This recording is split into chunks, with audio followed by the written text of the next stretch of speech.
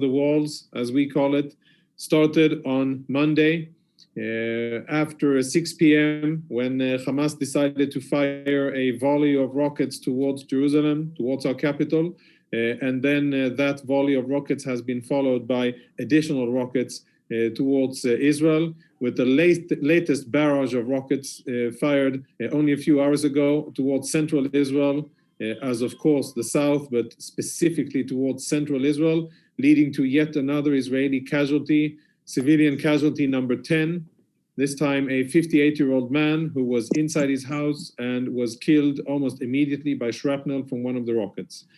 In terms of rockets, 2,800, those are the latest figures, 2,800 rockets have been fired towards Israel. Out of those 2,800, 430 out of those rockets that were fired towards Israel, 430 of those rockets fell short inside the Gaza Strip and caused damage and casualties inside the Gaza Strip.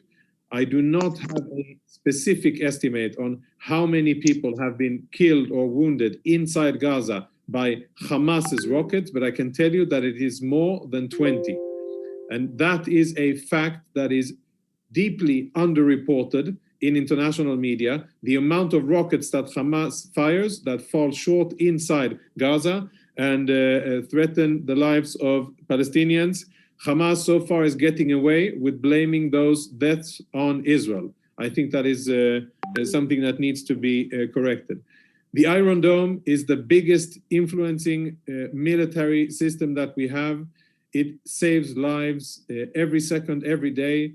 The interception rate is above 90% of the rockets that we try to intercept. Naturally, we don't try to intercept every rocket. If a rocket is destined to land in the sea or in open terrain, we don't waste an interceptor missile. But if it is on its way to populated areas, we will intercept it.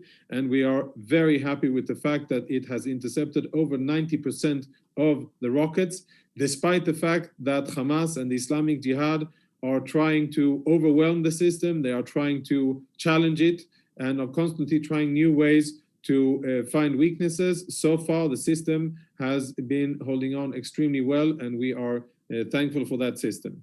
In terms of our activities, the IDF's activities, we have struck more than 672 military targets. We strike only military targets, and I'm sure that you will have questions about how we strike, what we strike, etc., and I will answer those. But in terms of targets, we have struck 672, and those targets include and are not limited to rocket manufacturing facilities, rocket storage facilities, rocket launchers that are embedded within the civilian population and civilian facilities, underground tunnel complexes, specifically in Sajaiya and in Bet Hanun, two parts of the northeastern part of the Gaza Strip, as well as houses that belong to terror operatives that they use for military purposes, and perhaps most importantly, combatants, enemy combatants that are fighting against us, terrorists that are trying to either fire rockets, fire missiles, or otherwise operate against us. We have been able to so far kill more than 75 enemy combatants. That is the latest estimate, and it is the most conservative estimate. To that, I would add additional numbers, but so far that is our conservative estimate. I'll tell you an unknown secret. You will not find these names and you will not find these numbers when you go to the Hamas-controlled Ministry of Health website and looking for casualties. In the Hamas-controlled Ministry of Health website, you will find the numbers, figures, names, ages that are convenient for Hamas for you to find. You will find the women, the children, and the uninvolved combatants. For some odd reason, you will not find the military-age men that have died fighting against us. The amount of people that are deceived by Hamas's information is, to my mind, simply staggering. In terms of casualties, as I said, in Israel, we have, unfortunately, already 10 Israeli civilian casualties, 8 of them direct result of rockets that were fired, 2, unfortunately, people who fell or otherwise fell on their way to seeking shelter. and died from that. And we have one military casualty, an Israeli staff sergeant who was killed by a direct hit of a anti-tank missile towards his vehicle. The IDF is, our mission is to defend the state of Israel and our civilians.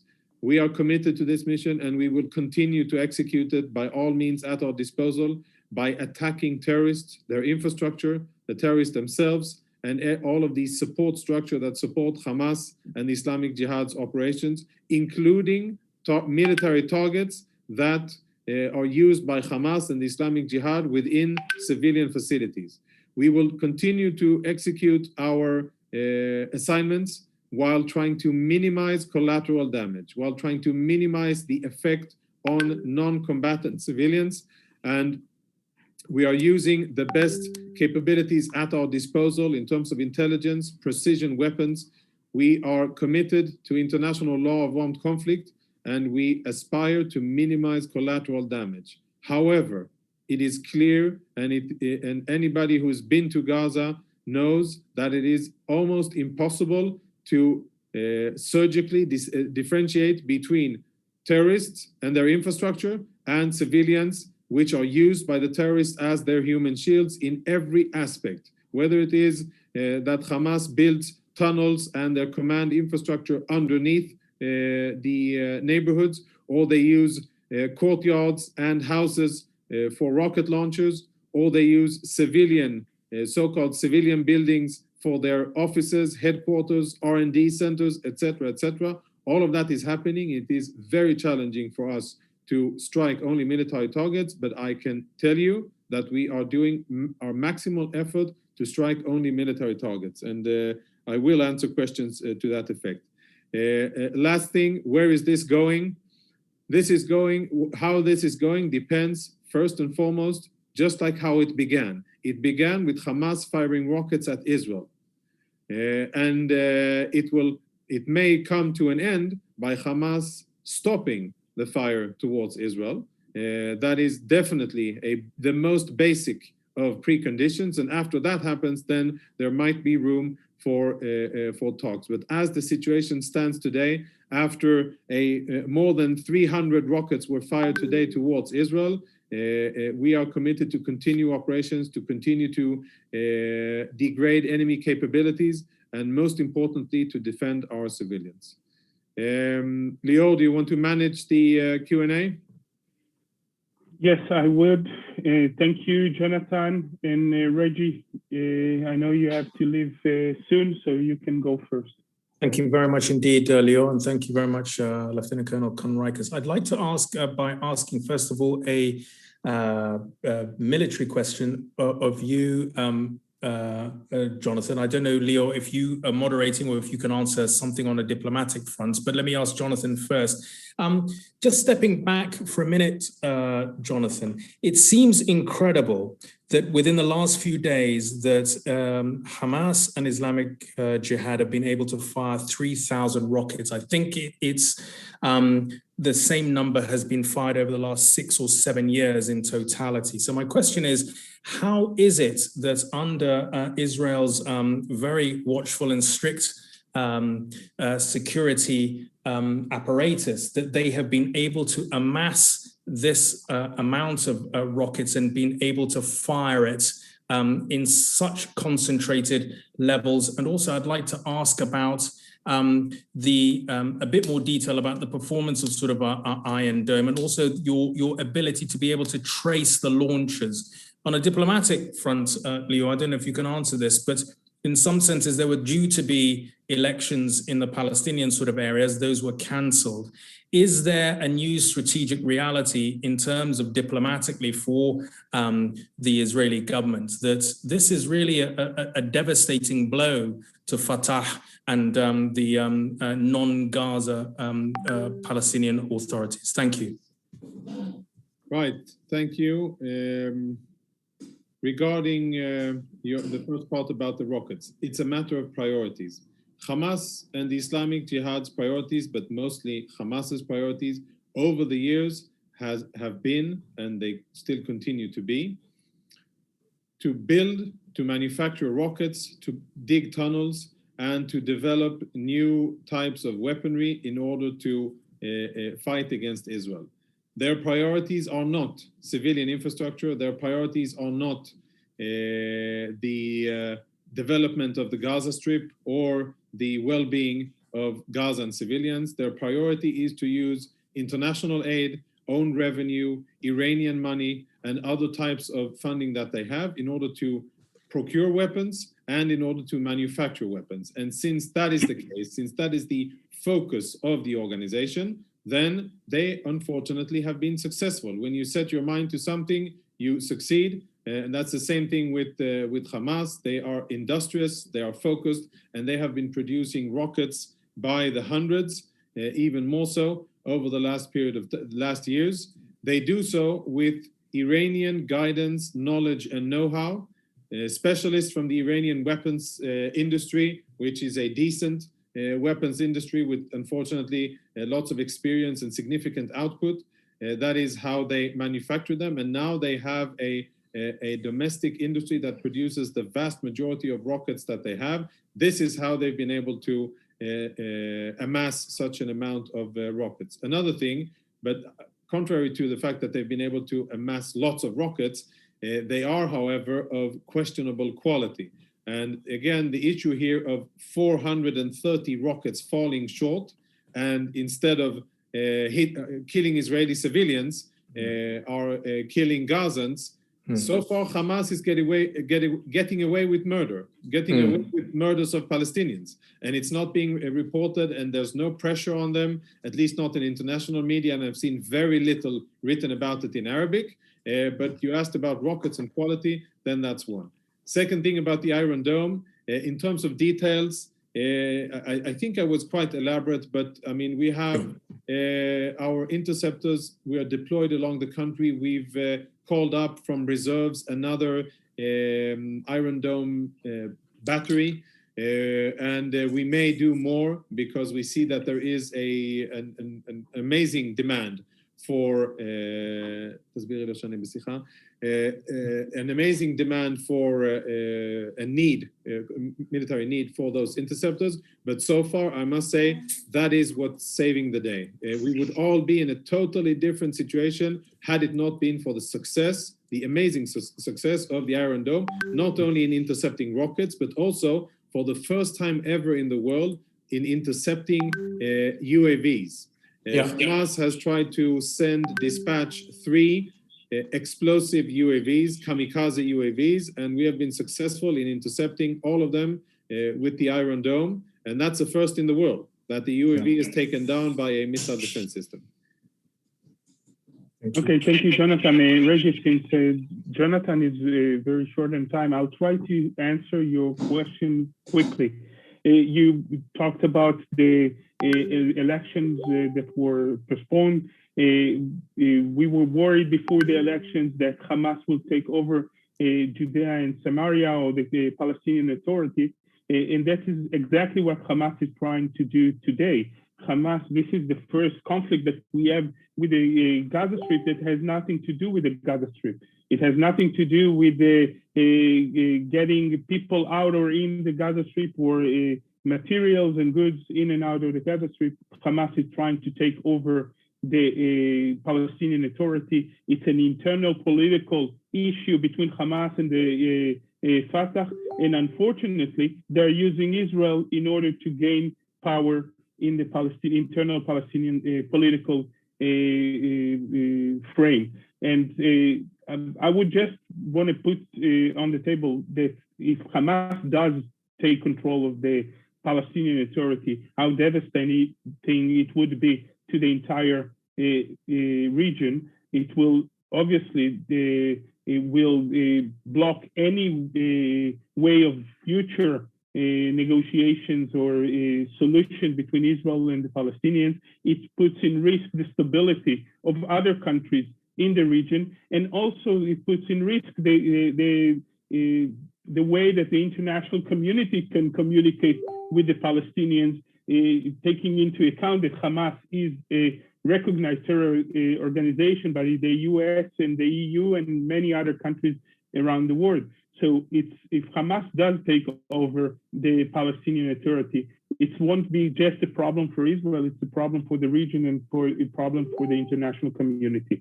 And we'll move to Andrea. I think you are the first one who wanted to ask the question. We can't hear you, Andrea. Can you hear me now? Yes, Now thank you very much. Thank you for doing this briefing. And with full recognition of the suffering on both sides and of your efforts to communicate what this has meant, could I ask a question of the Lieutenant Colonel about the efforts to minimize civilian casualties and civilian targets? Because Jen Psaki from the White House has tweeted that they've communicated directly to the Israelis that ensuring the safety and security of journalists and independent media is a paramount responsibility. And we understand that the media building that houses Al Jazeera, the Associated Press, and many other international media organizations has been bombed. And that is of great concern to journalists worldwide. So could you respond to that?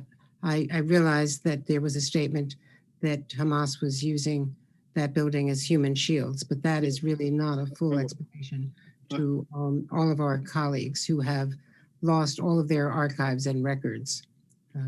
I will explain, Andrea. Thank you very much. Thank you. Of course, loud and clear, the message from the US, that is how we are operating. It is a message that corresponds with what we believe in as well, and of course accepted and is translated into action. Has been translated even before it was said and will continue to be translated into action as we speak. Regarding the Al-Jalaa Tower, it's not a media tower and it's not a media center. It is a tower that was used by Hamas for three main purposes. Hamas and Islamic Jihad, but mostly Hamas. Islamic Jihad have an office there as well, and they use it for their purposes, but the main culprit here is Hamas. Three topics. One, offices of their military intelligence, basically collection and analysis of military intelligence, obviously used for military purposes against us.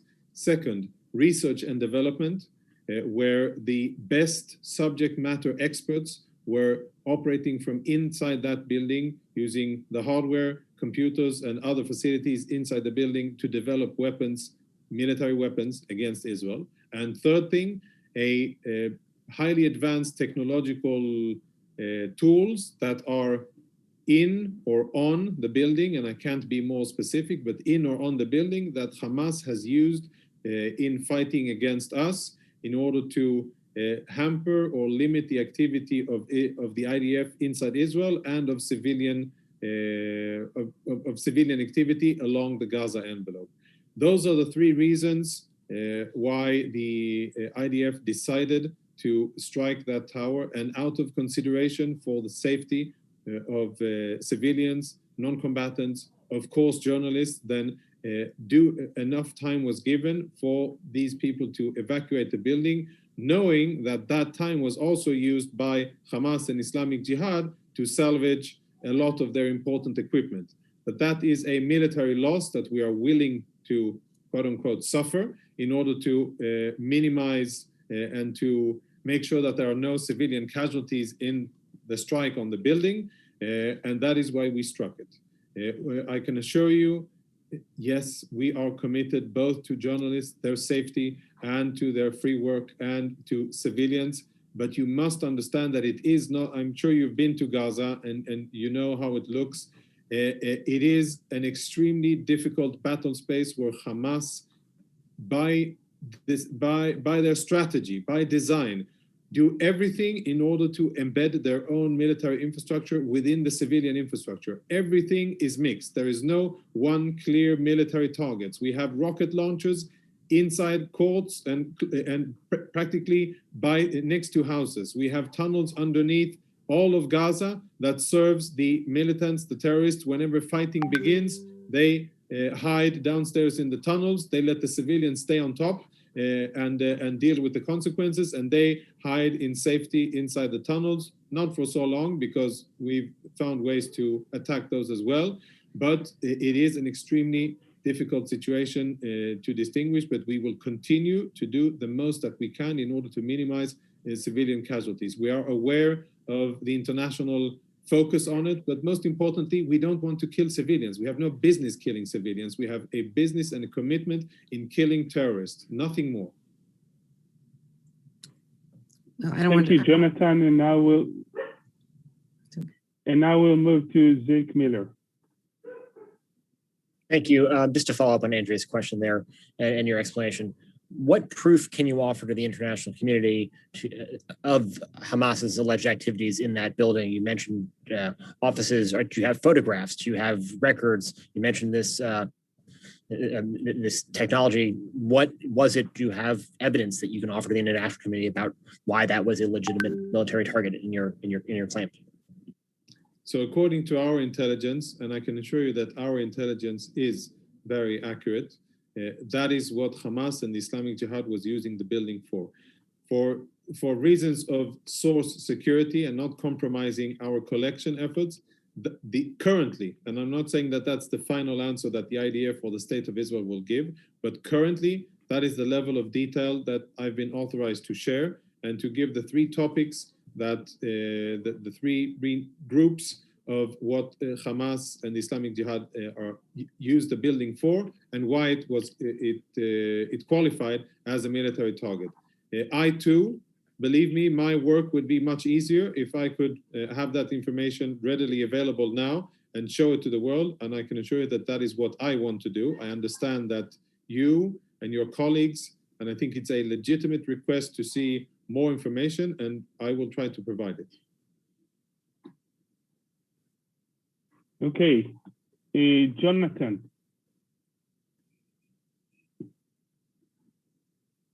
Apologies, it's already been answered. Okay, thank you. So I'll lower the hand, and we'll move to Nicholas. Good evening from Cyprus. Thank you for this. I have two questions for you. Firstly, you mentioned the role of Iran in all this, in supporting Hamas. A lot has been said for the role of Turkey as well in all this, and I was wondering if you can give us some details maybe regarding this role. You mentioned also how the stability in the whole region is in danger with what's happening in Gaza. My country is very near to you, and I was wondering if you have any communication with the Cypriot authorities. Thank you. So it's good to be an island, my dear neighbor, and it's good to have a sea around you and not what we have around us, but that's a different story and something related to history. The role of Iran here is an important one. They are not the ones calling the shots and organizing the actual fighting. They are not the ones controlling Hamas and not even the Islamic Jihad, but they are the biggest provider of weapons, both to the Islamic Jihad, first and foremost, and secondly, to Hamas, both in terms of ready-to-use weapons, standard-grade weapons that are smuggled in directly to the organizations, second, in funds, money, and third, in, as I said, knowledge. The role of Turkey, I think, is a bit more complex. Turkey definitely has influence over the region and has strong ties with Hamas. We've read media reports about Hamas activity in Turkey, which we find very concerning. Activity that allows Hamas to generate revenue and to operate, and that is definitely of concern, and it's been mentioned in international media quite a few times. And one could hope, and maybe that Lior will talk about that afterwards, that Turkey could play a positive mediating role since they have influence over Hamas, and since they are a big and important country in the region, maybe they could have a positive influence. But I will leave that to Lior because it's more of a political and international question. Thank you, Jonathan. And I'll just say that we are in contact with the authorities, not only in Cyprus, but around the world. with every country. And referring to that and also to Turkey, as I said, we expect the international community, first of all, to condemn the terror attacks from the Gaza Strip on the Israeli society. Secondly, we expect the international community to recognize clearly and loudly the rights of Israel to defend its citizens. And this is what we are doing. Without getting in specifically into the issue of Turkey, I think that the international community has a responsibility not to create a bigger conflict than it is, and not to incite to more violence, and to find ways to calm the situation down. And this is what we expect from the international community. And before we move to the next question from Romeo, there's a question in Spanish from the in the chat that I will ask Jonathan to answer. Do you think there is that the rockets that are fired from the terrorists of Hamas are the same ones or the same level as the rockets from 2014 or in past conflicts? So so far, we of course are doing an extensive analysis. The specialists in Israel, EOD, and engineers are looking at the rockets, looking at their flight path, looking at their size, their warhead, the caliber, the distance, the amount of shrapnel, their lethality, etc., etc. And we're of course learning as we go. One thing I'd like to point out is that we are seeing very large warheads, and we are seeing extended ranges. Those are two key components that are important to note: range and size of warheads, that both of them have gotten bigger. I don't have the final results of a professional military analysis of it, but general trends, these are two. However, another thing, and we spoke about it, quality, the amount of rockets that are falling short is abnormal. It is much more than what they usually have, and that is also something that I'm sure that Hamas will be very interested in investigating, and we are also looking into it to see what they are doing wrong. That's regarding the rockets. Thank you, Jonathan, and we'll move to the next question. And Romeo. Hello. Sorry, Romeo, I muted you. Please unmute yourself again. Is it working now? It is. Can you hear we me? can hear you. Okay, perfect. Thank you so much for this presentation. I just wanted to clarify some numbers that were mentioned. So you had mentioned 75 estimated combatant deaths that are not identified, at least, yeah, that are not identified in the website of the Ministry of Health of Hamas. I think currently they are reporting a total of 140 deaths in Gaza. So are these 75 part of these 140 but not identified, or are they additional to these 140 that they are reporting to internationally? Yeah, they are part of, and as I said, it is a very conservative estimate. It is not, we think that the number is bigger, but these are operatives, enemy combatants, terrorists that we have a very high level of confidence about them being killed. That doesn't include Islamic Jihad. We should add a few dozen, 2 or 3 dozen for Islamic Jihad. Those are the numbers, but again, you know, some of you are seasoned war correspondents. We all know that it is there is fog of war, and many things are happening simultaneously.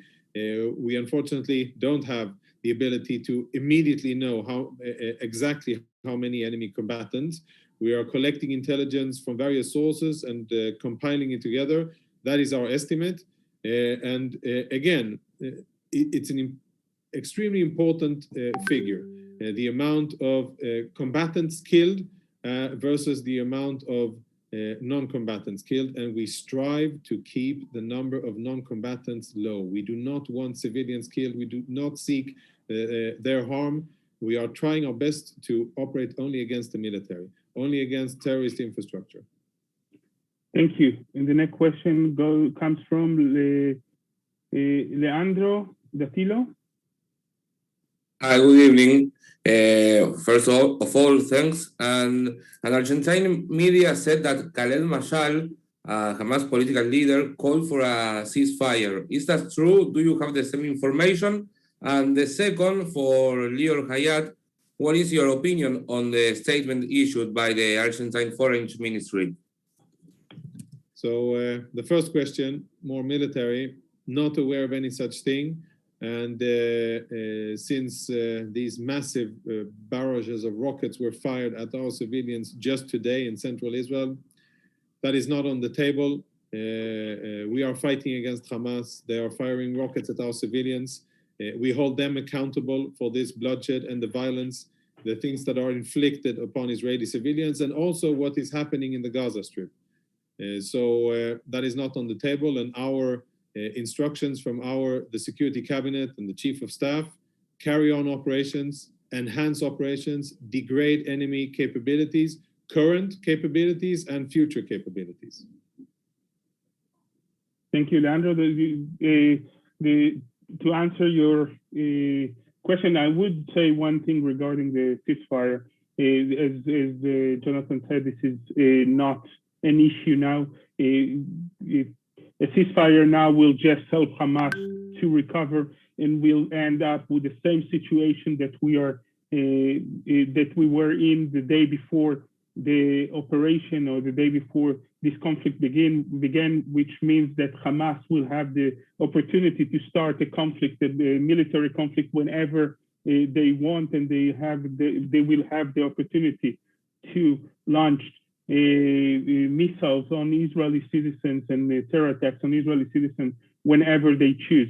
So our goal in this operation is, first of all, to stop those rocket launching on Israeli citizens, and then to also target the infrastructure of Hamas, so we won't go to the same situation the day after. And I can cite what the Prime Minister Netanyahu said: the operation is ongoing, and we will stop only when we reach our goals. Regarding the declaration, as I'm not aware of all the statements done by all the countries in the world, and there were many, and I'm not, I don't specifically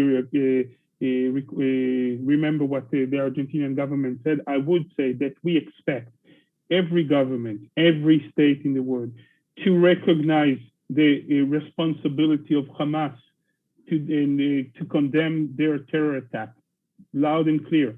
And the second part is recognizing Israel's right to self-defense.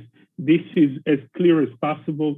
This is not the time to balance the statement. This is not a conflict that started by two sides. It's a conflict that was initiated by a terror organization against a democratic country, and then democratic countries in any country has a right to defend its citizens. And I will move to the next question. It's from Lucian.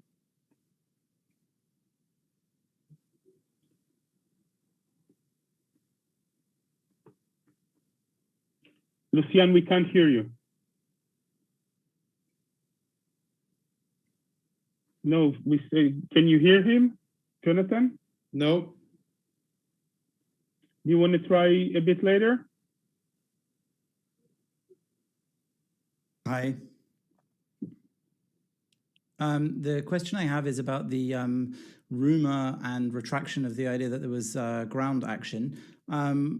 Is that now accepted to have been a deliberate deception in order to draw Hamas troops into tunnels for aerial attacks? Can you tell us a bit more about that in general? So no, as I have stated very clearly and been quoted as such, that was not a deliberate deception. That was an honest mistake and not at all a deception. We hold our relations with the international media very dearly. We work hard to keep them as such. We work hard to establish and maintain the credibility of our unit. It is high, and unfortunately, mistakes happen. It is a human fact, a human trait, and that's the gist of it. An error an honest mistake and nothing else. Thank you, Jonathan. I know that you're short in time. We'll take two more questions if you don't mind. Questions, yeah. Okay, so we'll move to Tom O'Connor. Tom. Hi, thank you very much for doing this as always. Both Jonathan and Lior, I understand the circumstances, and we really appreciate keeping us updated.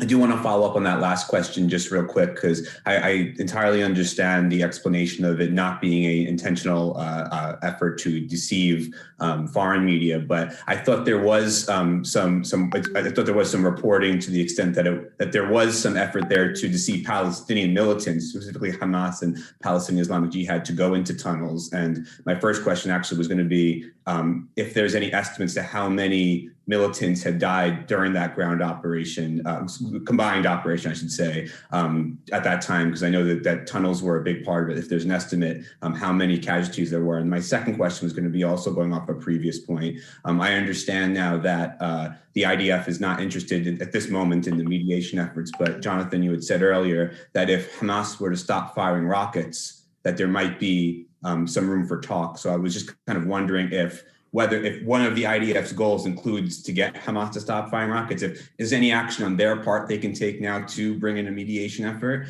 Just a little clarification on that. And thank you both again. So the tunnel system, what we call the metro, the Hamas metro, not for civilians and not to take you to metros in Paris, right? It doesn't take you to the Eiffel Tower. It takes you to terror towers, and it takes you to terror facilities, and it allows Hamas to operate almost unharmed, even or despite the significant military advantages that we have. And this is infrastructure that Hamas has spent many years building. Lots of money has been invested, and it's really at the heart of their combat doctrine and concept. This is what they rely on. They rely on the security, the mobility, the concealment that the underground dimension allows them, and the fact that we struck this infrastructure, and according to our understanding, struck it effectively and caused many kilometers of the infrastructure to collapse and rendered it useless, is maybe first and foremost a psychological blow to Hamas and their leadership, and secondly also a physical blow in terms of operatives. It will take time to know and understand how many terrorists, how many enemy combatants were killed, because they're underground and quite difficult to access. But we are looking into it, obviously looking, listening, and many other things in order to understand how many. I think that the tunnel network that Hamas spent a lot of time building and excavating is something of significant importance for the future. It's something that Hamas really built its concept around, and I'll leave it at that. Second question, first thing, I mean, it's obvious, and then, our elected leadership will have to deal with negotiations, and there will be terms, and there will be all kinds of conditions, but to the best of my knowledge, there's no use in even talking about any of that without the end to the firing of rockets. That simply no use. And I don't think that any country, not the US and not any other country around the world, would be negotiating a ceasefire with a terrorist organization that is firing rockets at its civilians. I think it's simply not feasible.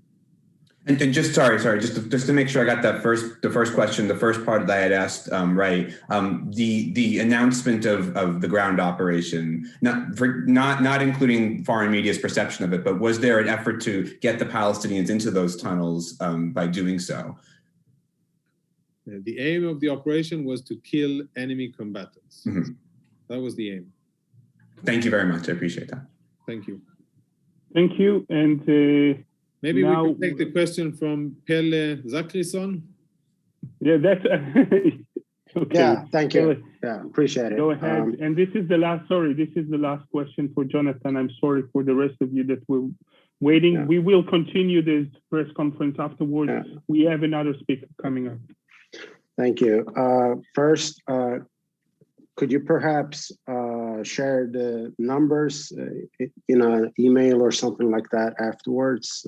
There was a lot of numbers. It would be interesting just to have them, so all the numbers are straight. And then please elaborate on the results of your military actions, such as the strike on the tunnels, and also on infrastructure, such as what you called the tower where Hamas and Islamic Jihad were. And finally, what would you consider be the end goal of the military actions towards Hamas? Right. The effect of our activity, of our military activity so far against Hamas, we assess that we have significantly degraded Hamas and Islamic Jihad's ability to produce new rockets. And that's very important for future reference. I think it's very important for Hamas, because what they are firing now are rockets that they will not be able to replete for a few years. And if they can't fire rockets, that means bigger chances for stability. So one significant thing is the ability, research and development, and production of new rockets. That has been significantly hit, both in terms of hardware, the locations where this work is done, but also, and perhaps more importantly, the subject matter experts, the professionals, the engineers, and the developers of these weapon systems that have been taken out by Israel.